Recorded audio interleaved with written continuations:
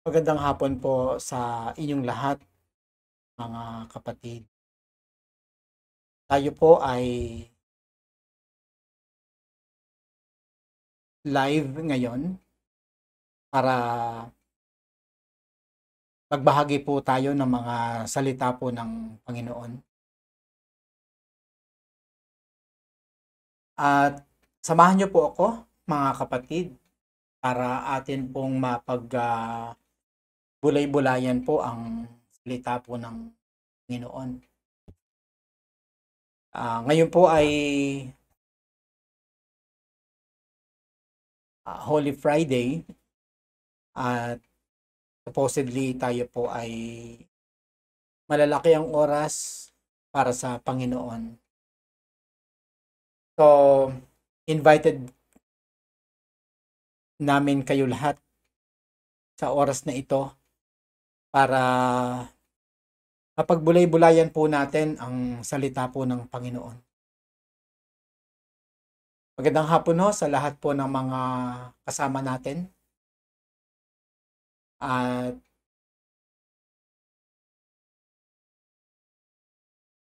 marami na rin ang kasama natin online. At praise the Lord po dahil binigyan po natin ng oras ito. Masyado pong makabuluhan ang araw na ito at ang oras na ito para sa atin. Kasi po, ito ay may kinalaman sa Lord at ginugunita natin ang kanyang napakalaking sakripisyo na ginawa para sa atin. Paano kaya kung hindi namatay si Lord? Wala tayong kaligtasan. Hindi tayo mapapatawad ng Diyos Ama. Dahil wala pong kabayaran ang ating mga nagawang kasalanan. Dahil nga po ang Diyos natin ay napakabanal. And it took a God who manifested in the flesh and to truly die on the cross. Samahan niyo po ako, mga kapatid, sa ating pagbubulay-bulay. At nawa ang hapon na ito ay makatulong sa atin. Luwalhati natin ang Diyos dahil sa gagawin po natin na ito. Ang atin pong magiging discussion ay nasa John chapter 19 verses 16 to 30. Basahin ko po ang verse 16. Finally, Pilate handed him over to them to be crucified. So, iko-crucify pa lang siya dito. So, the soldiers took charge of Jesus, and 17, carrying his own cross, he went to the place of the skull, or Golgotha. There they crucified him, with him 2 others, one on each side and Jesus in the middle. So dito po ay ninarrate ang kanyang pagkakapako at ito po yung portion na hindi na masyadong inelaborate, pero sa ibang book ay mas elaborated. Pero magkaroon po tayo ng mga holy imagination kung paano siyang pinahirapan, inipa, binugbog, minura, inakusahan, pinagtawanan kasi hubad na siya. Dito po sa verse 19, Pilate had a notice prepared and fastened to the cross. It read, Jesus of Nazareth, the King of the Jews. Ang inscription na ito ay pagpapakita ng pagtuya sa Panginoon. Dahil parang assuming si Lord na King of the Jews. Sa panahon na yon, may king. So parang, sige na, ikaw yung King of the Jews. So andun po yung pagtuya. Verse 20, many of the Jews read this sign, for the place where Jesus was crucified was near the city, and the sign was written in Aramaic, Latin, and Greek. So dahil maraming tao noon, iba-iba yung languages, yan, may pagkakasalin sa Aramaic, Latin, and Greek. Para lahat intindihan nila. The chief priests of the Jews protested to Pilate, "Do not write the King of the Jews, but that this man claimed to be King of the Jews."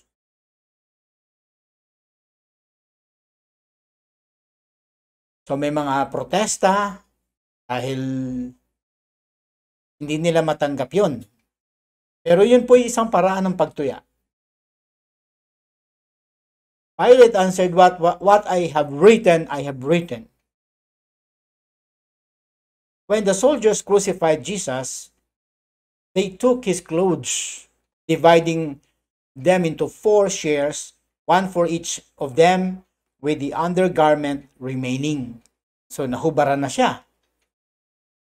Yung pang-ilalim na lang ang natira. At ang sabi po dyan, ay hinati nila into 4 sections ang kanyang damit. This garment was seamless, woven in one piece from top to bottom.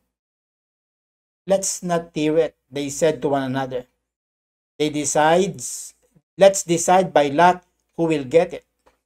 This happened that the scripture might be fulfilled that said, They divided my clothes among them and cast lots for my garment. Yun pala ay nakasulat din. At eksakto pala yun sa prophecy. They divided my clothes among them and cast lots for my garment. Ito ay bahagi pa rin ng pagtuya. Ginawang remembrance, marahil. Meron pang nagsasabi na yun daw damit na yon ay nakapagpapagaling. Pero wala naman siyang bearing. Ang mahalaga ay ang dugo ng Panginoon na natigis para sa atin. So this is what the soldiers did. Near the cross of Jesus stood his mother's sister, Mary, the wife of Clopas, and Mary Magdalene. When Jesus saw his mother there and the disciple whom he loved standing nearby, he said to her, "Woman, here is your son." And to the disciple, here is your mother. So ito yung parang pag-iintrega para kay Mary. Napaka-noticeable na hindi niya tinawag siyang mother, tinawag siyang woman.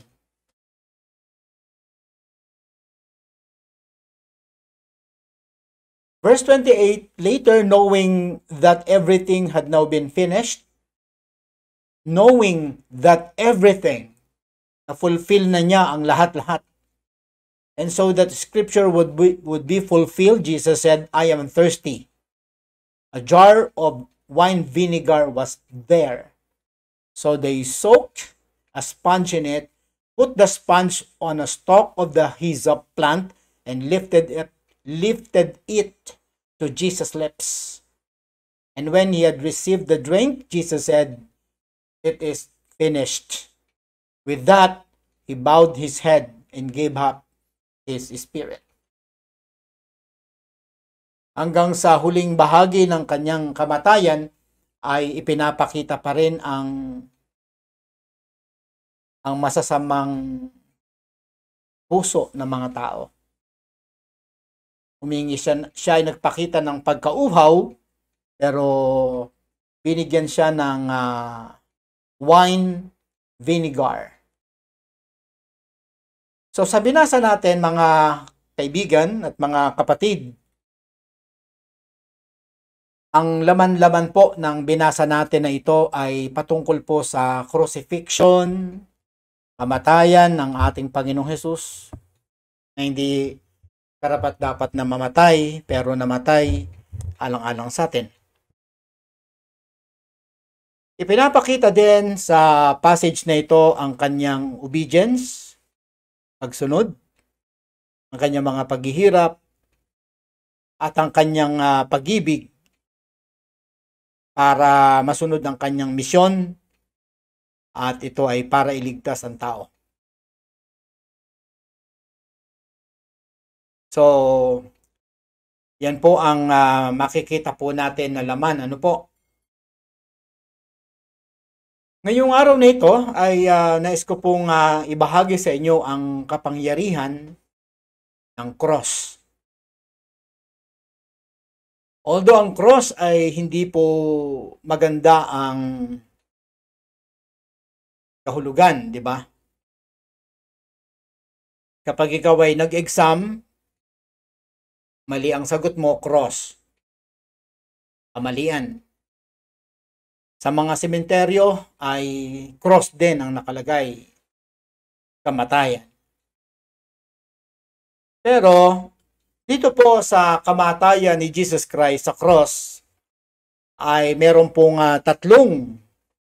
rather 5, pero 3 muna, dahil sa ilalim nun, doon ko ilalagay yung 2, mga kapangyarihan ng cross. Parang kung masama ang definition ng cross o impresyon ng tao sa cross, pero kay Lord, ito'y kapangyarihan. Pag-aralan natin dahil napaka-related nito sa atin. Number 1, the cross displays God's ultimate love. Pag-ibig pala ang kahulugan ng cross. Hindi kamatayan, hindi kamalian. Sa verses 17 to 18 ay makikita po natin ang display ng kanyang pag-ibig. 17 said, carrying his own cross, he went out to the place of the skull. There they crucified him, with him 2 others, one on each side and Jesus in the middle. So dito po ay buong puso na pinasa ni Lord ang cross. Walang pwedeng tumulong, mabigat, hinahampas pa siya, binubugbog, marami na siyang sugat.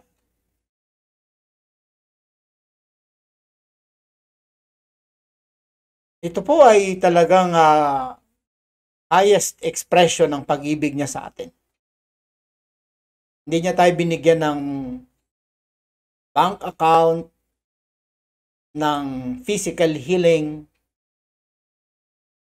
Hindi niya tayo binigyan ng maayos na buhay. Binigyan niya tayo ng kamatayan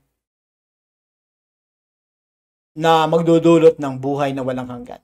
Kasi yung kamatayan ni Lord, yun ang magiging pambayad sa ating mga kasalanan. Ang kamatayan niya ang magiging pampalubag loob. Kaya tayo nagkaganito, mga kapatid.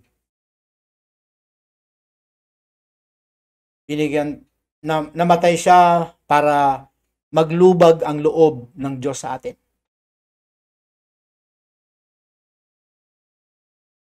Pero yung kamatayan ni Lord ay mabigat.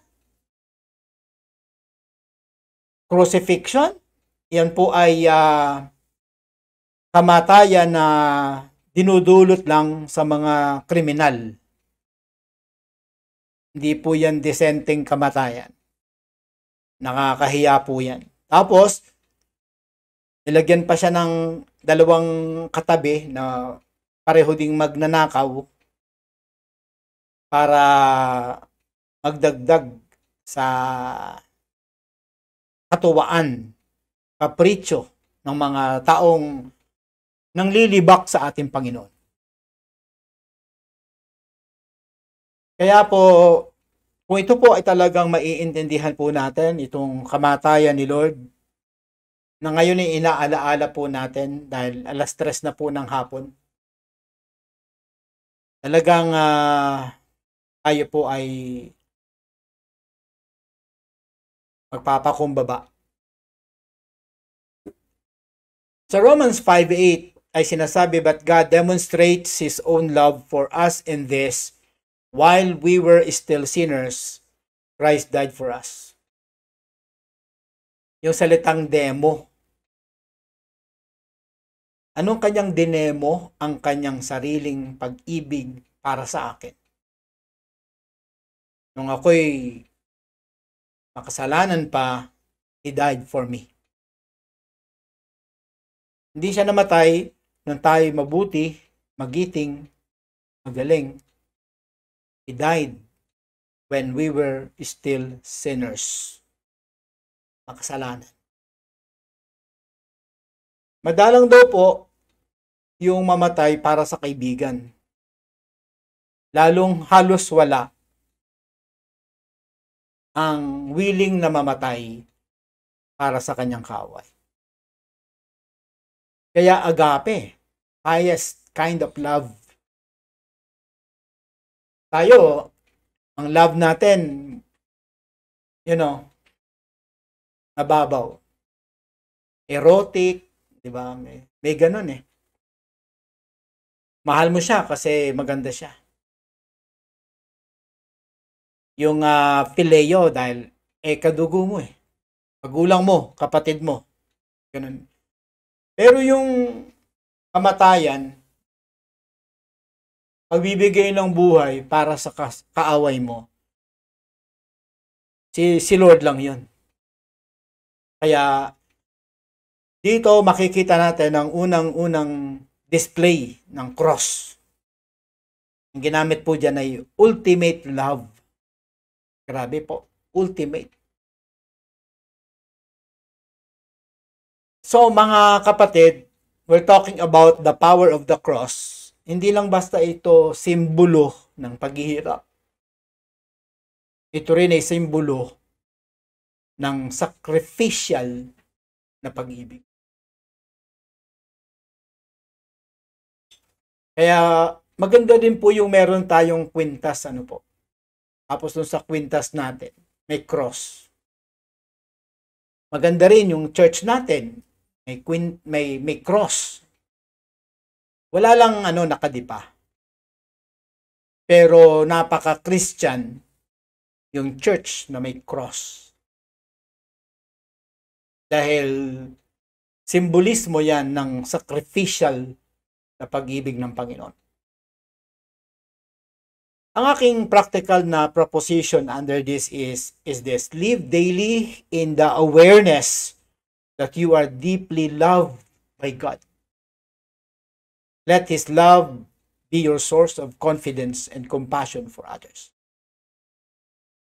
So yun ang una nating sinasuggest. Araw-araw, maging aware tayo sa napakalalim na pag-ibig at pagmamahal ng Panginoon sa atin. Napakaganda, po? Pangalawa, the cross reveals Jesus' complete obedience. So malalim na naman ito. Ang cross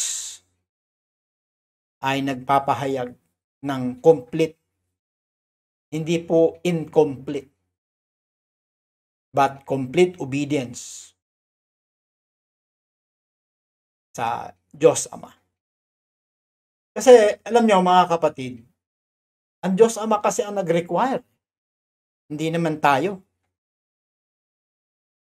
Ang binayaran ni Lord ay yung mga atraso natin sa Diyos.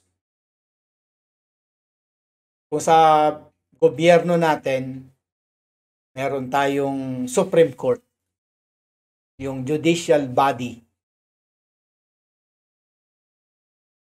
Si God the Father, meron din siyang judicial court. Hindi tayo basta-basta mapapatawad na walang paglilitis, walang mapaparusahan. Ang Diyos ay talagang God of forgiveness. Pero, yung kanyang forgiveness na yon ay hindi po yun empty. Kaya kasi may batas si Lord ang kabayaran ng kasalanan ay kamatayan. So talagang dapat may mamamatay. At yan nga, wala namang qualified. Ngayon, ginagaya po yan ngayong araw na ito. Maraming mga pagano na nagbubuhat din ng cross. Kanina napanood ko yung mga nagbubuhat ng cross. Yung isa bumagsak. Yung mga ilan doon na nag-cheer nung bumagsak po yung may pasan, hinampas pa niyang hinampas. Hindi ko lang alam bakit yung isang may buhat ng cross sa likod ay ibinaba niya yung cross habang papalayo yung humampas doon sa bumagsak. Binanata niya ng napakalakas na suntok doon sa likod, tinamaan doon sa lieg. Bagsak po yung young people. So, itong ginagawa nila ay pagdusta. Hindi po, wala pong karapat-dapat Si Lord, namatay siya, hindi dahil may sala siya. Yung mga gumagawa ng mga tao ngayon, ginagawa ng mga tao, sa halip na sila po ay patawad ni Lord, lalo silang nagkakasala. Dahil isa lang naman ang qualified. Yung God who manifested in the flesh. Ngayon, yung ginagawa nila ay isang uri pa rin ng paganism, pagdusta. At ginagawa nila ito out of ignorance. At nagiging katatawanan din sila ng mga tao. Nadadagdagan pa yung sakit sa loob ng Panginoon. So, ngayong araw na ito, pinapahayag natin na yung cross ay nagre-reveal ng complete na pagsunod ni Lord. Kasi sabi po sa 28 to 30, basahin ko lang po yung 28 to 30. Later, knowing that everything had now been finished, everything, lahat po ng mga regulasyon, requirement, lahat po ng kailangang masunod, mga pamantayan ni Lord ng pagpapatawad ay nasunod. Siyempre, ang kanyang anak ang nag-perform. Equal footing yan sa God the Father that He is God as well. So, napaka-perfect ng pagkaka-execute ng mga sakripisyo at pagkawasak ng kanyang katawan. At ang sabi po dyan ay, at ito po ay, ito na nga yung kanyang kamatayan. Kumbaga sa tao, nasa bingit na siya ng kamatayan, humingi po siya ng, hindi man siya humingi, sinasabi niya lang ako'y nauuhaw. At binigyan nga po siya ng vinegar. So, ano yan? Asim. And then, sabi rito when he had received the drink, Jesus said, it is finished. Parang yun ang nag-finalize ng na requirement. Parang yun ang huling telon. Yun ang parang signature bago siya namatay. At ang sabi niya, it is finished. And the Bible said, with that, he bowed his head and gave up his spirit. Napaka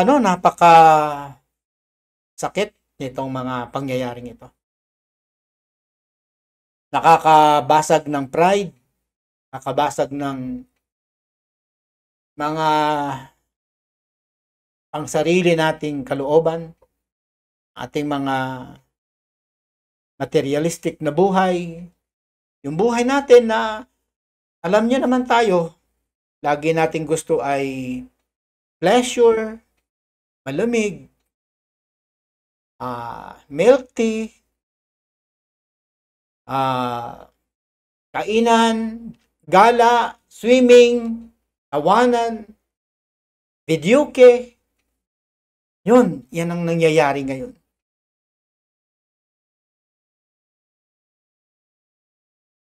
Alam nyo, tayo po mga mananampalataya, siguro dapat ma-realize natin ito na wala na pong ibang magbibigay ng napakataas na pag-alaala, kundi tayo po mga tinubos.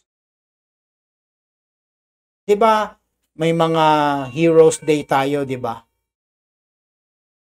Ayan, kagaya to lately, yung Bataan Day, o yung Heroes Day, o yung The Fall of Bataan, inalala po dun yung mga namatay, naging martyr, kung sino-sino.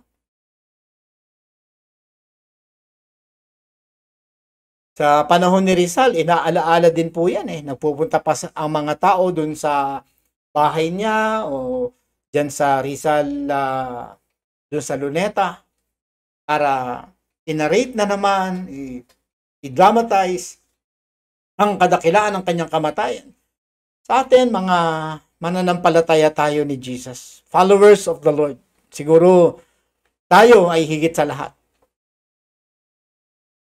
Kaya alam nyo mga kapatid, minabuti ko talaga na gawin ng OPM ng ngayong alas 3. Kasi tamang-tama talaga alas 3 ng hapon sa pinahirapan at namatay. Tapos bago mag-alas 6, kinakailangang maibaba dahil syempre Friday ng hapon alas 6, Sabat na yan, hindi na pwedeng, wala nang galawan yan, hindi na pwedeng. Mag-aalas 6 na nga nung binaba siya, tapos plano pang parang putulin o baliin ang kanyang, i-break ang kanyang mga buto para tiyak na siya patay. Dahil kailangan na siyang ibaba at ilibing at ilayo dahil pag alas 6 sa kanilang kultura, Sabat na yun O mga kapatid, napakagandang isipin na si Lord ay nagbigay ng complete na pagsunod sa Diyos. Alam nyo, ang binigyan ni Jesus Christ ng satisfaction dito, ay ang Diyos naman talaga. Kasi ang Diyos ang na-offend natin yung kamahal-mahalang Diyos, kabanal-banalang Diyos. Yun ang offended sa atin. At si Lord Jesus Christ ang naging, kaya nga siya yung scapegoat. Siya yung naging scapegoat natin. At ng kasalanan natin, pinataw sa Kanya. At ang Kanyang kamatayan, mga kapatid, ay hindi for a show, but to satisfy the justice of God. Kasi ganun po yun Parang ganito po. Kung merong napatay, halimbawa si Juan napatay, Yung pumatay kay Juan, na halimbawa si Pedro, dapat makulong for justice. Hindi pwedeng makakalaya. Walang justice doon pagka ganun. Kailangan, kung hindi siya ang tunay na pumatay, hahanapin para mabigyan ng justice ang kamatayan ni Juan. Ganun din po tayo. Talagang ang kamatayan ni Lord ay totoo. Talagang inihandog niya ang kanyang sarili para sa atin. Philippians 2:8, He humbled Himself by becoming obedient to death, even death on a cross. Ang cross sa ating kapanahunan ay walang masyadong dating. Pero sa mga malalim ang pananampalataya, it means a lot ang cross na yan. Alam natin, diyan na-display ang ultimate love ng Panginoon when He died on the cross. At diyan niya rin ipinakita ang kanyang complete obedience kasi diyan siya namatay. Diyan siya nalagutan ng hininga. At nang mamatay na si Lord, alam natin na nasunod na ng ating Panginoong Jesus perfectly ang necessary sacrifice for our salvation. Kaya nagkaroon tayo, mga kapatid, ng justification. When we say justification, napawalang sala na tayo. Pag sinabing justification, tayo po ay acquitted na dahil sa Panginoong Jesus. Ganyan po, katindi po yan.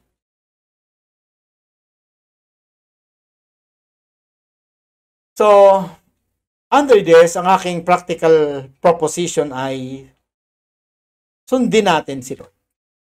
Ang kanyang example ay piliin natin. Bagamat ang ating pagsunod ay nangangahulugan din ng sakripisyo. Yung ating obedience, sa totoo lang, will be costly. Hindi naman talaga madaling sumunod kay Lord.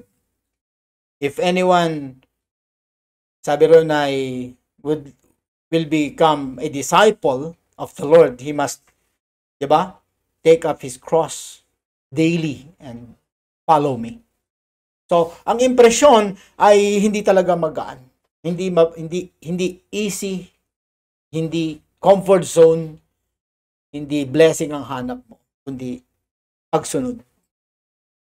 Pangatlo, the cross breaks the power of sin and death. Sabi doon, John 19 verse 30, it is finished. It is finished. Isa pa ho ito sa sobrang lalim. Sobrang, for me, it's so deep. So deep. Kaya dapat lagi nating pinipreach ang cross. Dahil doon sa cross, mga kapatid, that cross broke the power of sin and death. Actually, mga kapatid, sa totoo lang, it wasn't the cross, but the one who died on the cross, Jesus Christ. Yun mga kapatid. Yung iba kasi, ang nangyari, yung cross na ang sinasamba. Yung cross, hindi natin dapat sambahin. Yung cross simply symbolizes the ultimate love of God, symbolizes redemption. Pero hindi natin dapat yun sambahin. Yung iba nga, kinikis pa eh. Yung iba nga, pinapantakot pa nila sa aswang. Wala po, hindi po ganun. Hindi ganun ang ating pananampalataya. Walang power yan. Ang power ay nandun sa ipinako sa aking Panginoon, sa inyong Panginoon. Nung mawala na si Lord doon sa cross na yon, sa totoo lang, wala na yun. Ewan ko, baka naigatong na yung cross na yon. Ang mga tao kasi ngayon, they are not in a relationship with the Lord. Ang mahalaga sa kanila yung mga material na bagay na associated kay Jesus Christ. Kagaya nung cross na yan, baka yan nga ay pinag-agawan din. Yung damit, pinag-agawan. Pati nga daw yung towel na ipinuna sa kanya ay naging misteryoso pa sa marami. Yun ang pinaghahangaran nila na makuha. Bakit ang tuwalya, hindi yung pinunasan ng tuwalya? Bakit yung cross na kahoy, hindi yung ipinako sa cross? Bakit yung damit, hindi yung may-ari ng damit? Yun ang nakakasad talaga. Mintis na naman sablay na naman ang mga tao. Wala silang pagkakilala at pagkaunawa sa tunay na kahulugan ng Holy Friday. So sabi ni Lord, tetelestai. It is finished. Nang ibig palang sabihin nito ay paid in full. Bayad na po tayo. Maganda po. Ako po ay bayad na. Hindi na ako pupunta sa impyerno. Binayaran na ako ng aking Panginoon.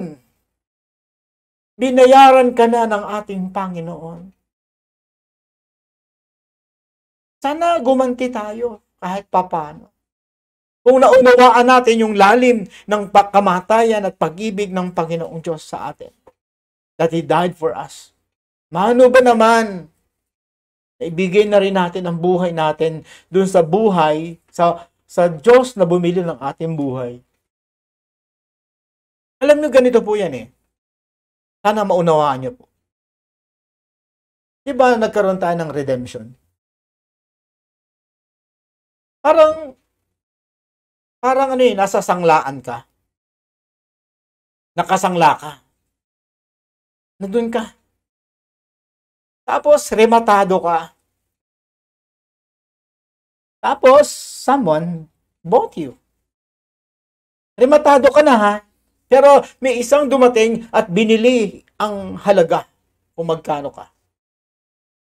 At ni-redeem ka dun sa bahay sanglaan. At ngayon, iba na yung boss mo. Iba na yung may-ari sa'yo. Ganon din tayo kay Lord. Ganon ang picture na nakikita ko Ayaw daw po ay binili na ng kanyang dugo. Kanya na tayo. Kanya na. Ako sa Panginoon na ako. Ikaw sa Panginoon ka na. Kung talagang binili ka niya at naniniwala kang binili ka niya. Ngayon, hindi ganun Hindi ganun ang faith ng mga tao. Binili na sila, tapos ngayon, naniniwala pa sila na pwede pa nilang gawin ang lahat ng gusto nila. Actually, mga kapatid, sa paglilingkod natin sa Panginoon, ito po ang totoo. Ano man ang gawin mo kay Lord, ngayong Christian ka na so, ipagpalagay na natin na ikaw ay isa ka ng mananampalataya, follower ka na ni Jesus Christ, sa Kanya ka na.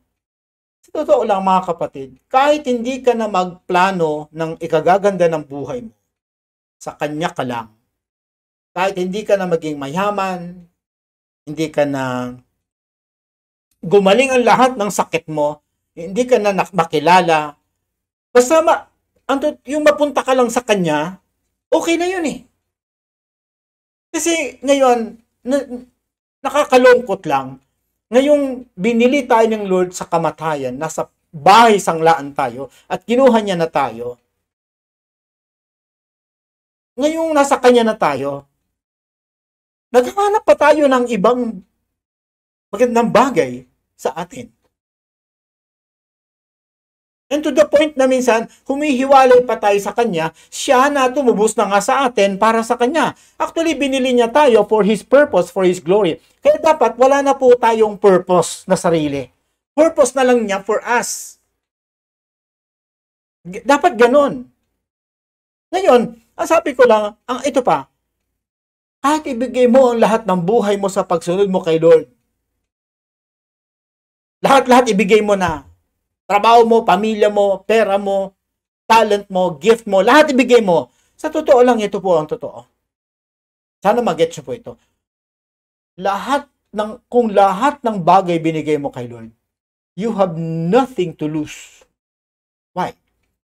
Wala ka nang mawawala sa iyo. Kasi sa totoo lang, patay ka na eh. Nandun ka na sa libingan eh. Patay ka na eh.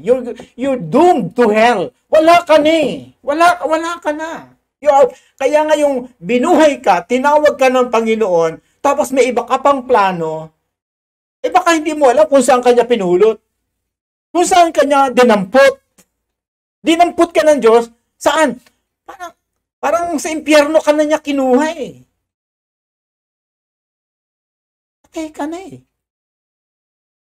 So, ngayon, kung tayo po ay nagdadamot pa kay Lord ng oras, 10%, malaking struggle, yung pagsisimba na 2 oras, struggle, pagbabasa ng Bible na 1 oras araw-araw, struggle,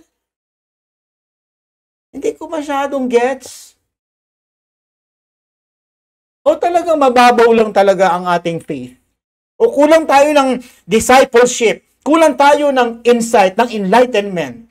Or baka hindi pa talaga tayo totoo? Kasi I believe kung anak ka ng Diyos, God gave you insights, enlightenment, illumination. You have the Spirit of Christ.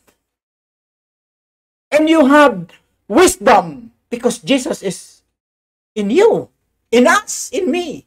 And we're supposed to live in a way that is so high and full of wisdom. Kaya alam nyo, napakahalaga po nitong pag-aaral natin ito. Sana po ay hindi kayo naiinip dyan. Anyway, wala naman tayong pasok. Ang sarap po na makapakinig tayo ng straight na 1 oras ng salita ng Diyos. Alam nyo, kung talagang kilala na natin si Lord at kung alam natin kung saan tayo dinampot ni Lord, wala ka nang hindi ibibigay. Sa totoo lang. Sa totoo lang. Halimbawa lang, ganito. Ikaw ay nakapatay. Ilagay ka sa iwahig. Kinulong ka sa iwahig. O sa Muntinlupa na lang. Pinarusahan ka.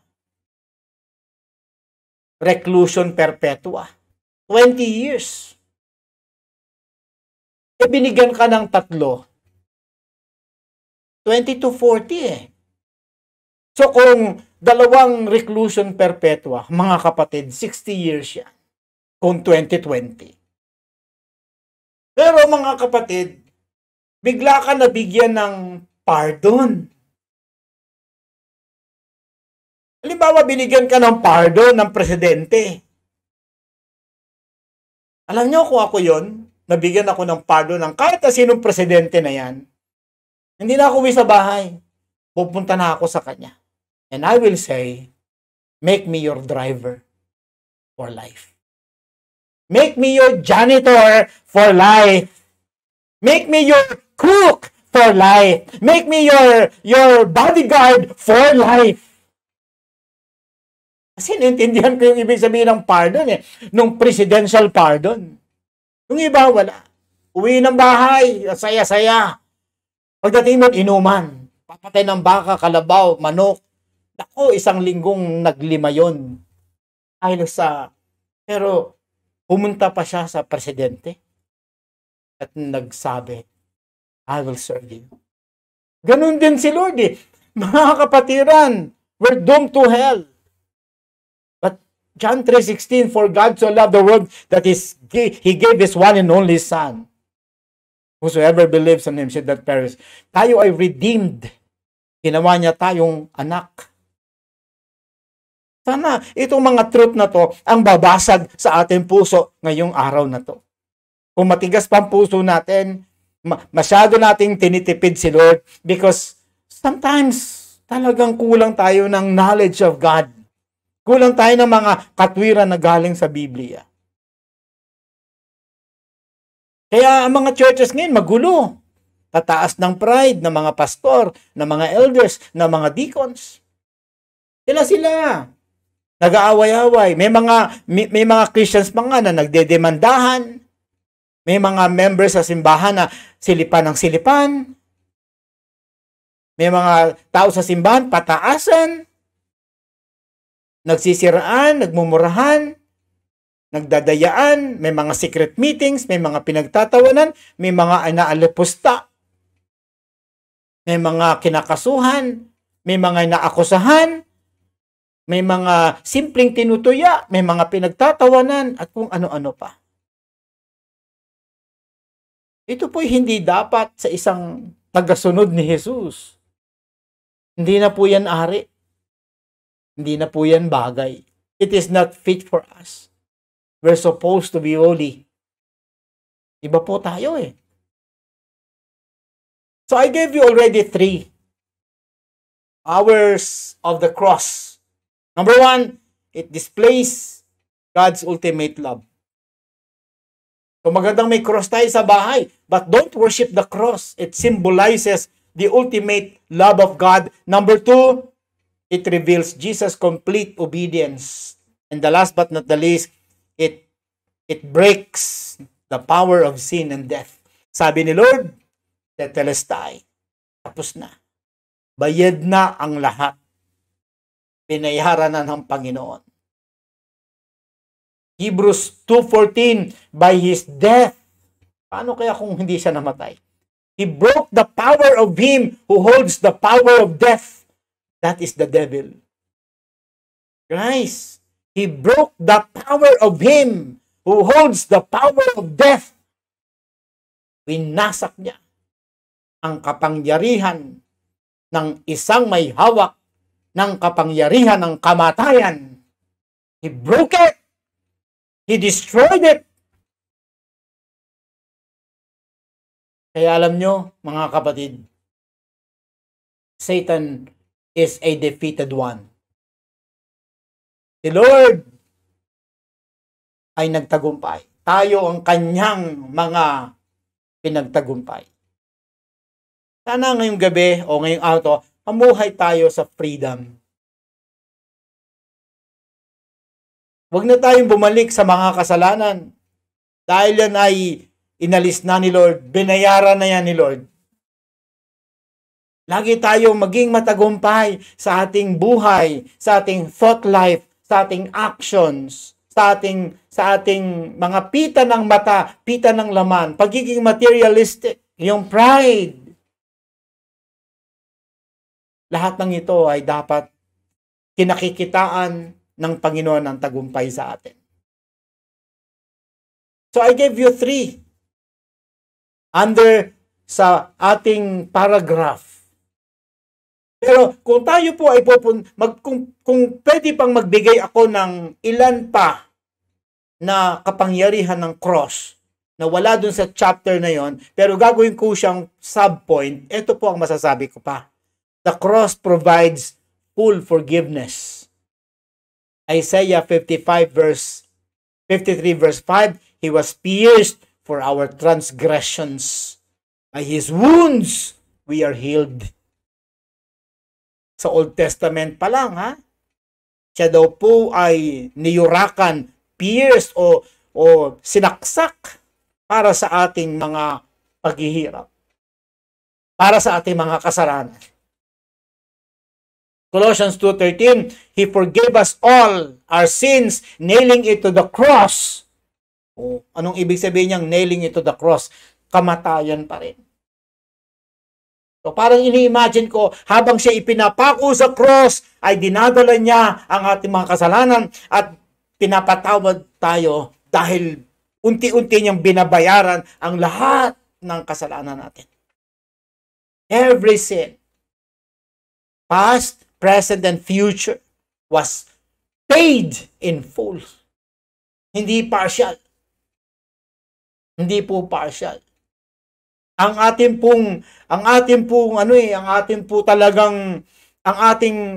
kabayaran at ang ating kaligtasan ay talagang absolute. Wala na po. Wala na pong makakaduro sa atin. Wala na. Na yan po ay hawak na ng Panginoon, yung kaso natin yan. Wala na. Hindi na tayo pwedeng duruin ng dyablo. Si Lord ang may hawak niyan. Sa batas, ang tawag dyan ay sub judice. Nasa kanya na yan. Nasa Supreme Court na natin si Lord. Siya na ang may hawak ng kaso natin. At pinatawad niya na tayo. At wala nang sino man ang pwedeng makaporma dyan. Domain na ni Lord dyan. Ang cross din ito, mga kapatid, ang nag-lift ng buhay natin sa pagbabago. Galatians 2:20, I have been crucified with Christ and now I live by faith in the Son of God. Yun pala yun.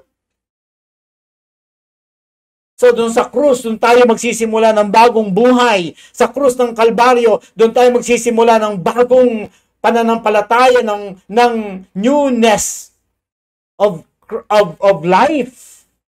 Ang lahat ng tunay na pagsisimula ng bagong buhay ay wala sa bautismo, nandun sa cross ng Golgota, nandun kay Jesus. Siya yung buhay, daan siya yung buhay, siya yung daan, siya ang katotohanan. Doon tayo magsisimula, hindi sa religion. Huwag kang punta dito, punta doon, punta dito, kung saan ang tao o religion. Wala doon ang tamang pagsisimula. Galatians 2:20, I have been crucified with Christ. Guys, another picture ay pinapakita dito. Nang mamatay pala si Lord sa cross. We were there. We were there. I have been crucified with Christ. And now, I live by faith in the Son of God. At nang siya mag-resurrection, mga kapatid, spiritually speaking, nabuhay na rin tayo. And the power of God right now resides in us.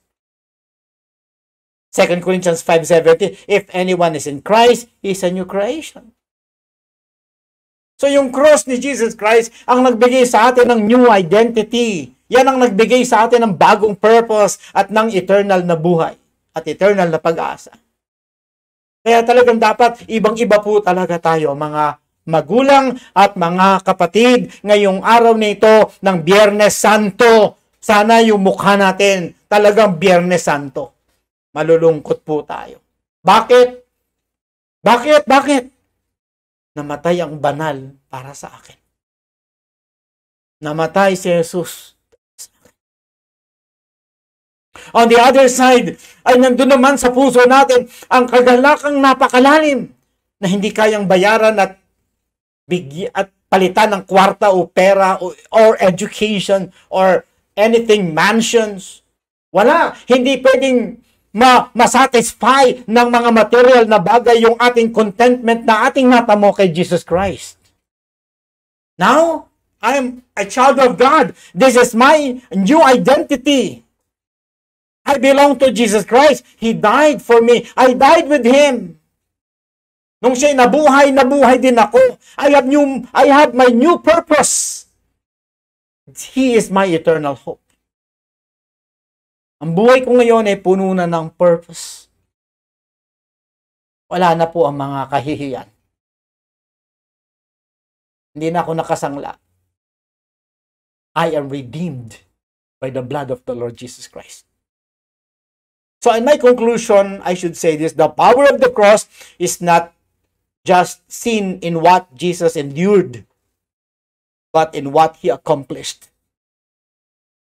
Huwag nating tingnan yung cross na kung yung mga pinaghirapan doon ni Kristo. Tingnan natin ang cross, kung ano ang na-accomplish ni Jesus Christ doon sa krus ng Kalbaryo. And what are those? It saves me and you. It heals me and you.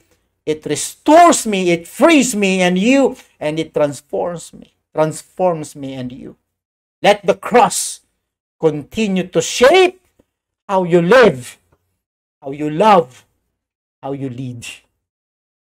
Yun ang ating pinagmamalaki. Doon tayo nagsisimula. Yun ang ating origin. Yun ang ating beginning point. Yung cross na kinamatayan ng ating Panginoon. Kung tingin mo malayo ka na ngayon sa pagsisilbi sa Panginoon. Kung ikaw ang tingin mo palagi mong tinitipid si Lord sa lahat ng mga bagay. Marami kang reklamo. Hindi ka masaya. Baka kasi masyado po tayong makasarili. O kulang tayo ng enlightenment. O tayo ay makamundo pa rin. Bumalik tayo dito sa dakilang pag-ibig ng Panginoon. Biyernes Santo ngayon. Magsisi tayo. Magbitiw na tayo. Mag-resign na tayo sa ating mga sariling kagustuhan. Ibigay mo man ang lahat ng buhay mo, oras mo, pera mo, kayamanan mo, at talento mo kay Jesus Christ, you have nothing to lose. Wala ka pa rin nawala sa iyo. Dahil, as I told you kanina, saan niya ba tayo dinampot? Saan niya ba tayo pinulot? Salamat po mga kapatid at raos po tayo. Salamat po sa inyong pagpapaunlak. Salamat po sa ating spiritual fellowship na ginawa po natin today. Di man tayo magkakapiling, pero ang Holy Spirit ay nasa ating lahat. Salamat sa Kanya na nagdudugtong-dugtong sa atin. Although physically ay magkakahiwalay tayo, but in the Spirit we are united. Tayo ay nakakabuo ng isang spiritual na templo dahil sa atin nga nakatira ang Holy Spirit. Salamat po. Salamat po mga kapatid. Thank you so much. At pagpalain po kayo ng Diyos na buhay. At God bless po. Pinagpala po tayo ng Diyos. Hindi po tayo talo. Hindi po tayo nagsayang ng oras. Hindi tayo nagsayang ng oras ngayon. Ginamit po natin ang oras para sa may-ari ng lahat ng bagay. God bless. God bless mga kapatid. Maranatha. God bless. Shalom. Maranatha. God bless.